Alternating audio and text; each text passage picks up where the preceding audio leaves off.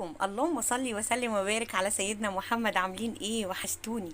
ايه رأيكم في الغدا بتاعنا ده؟ الغدا بتاعنا ده عملته النهارده الجمعة.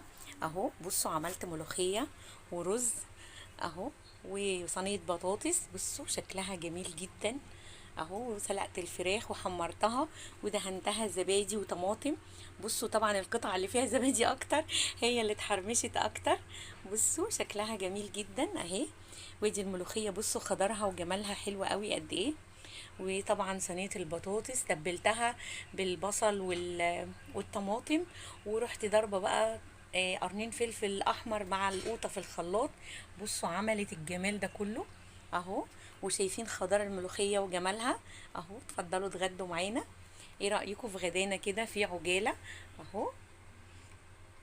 اتمنى تشتركوا في القناة واشوفكم بخير في الفيديو القادم. الى اللقاء، باي باي.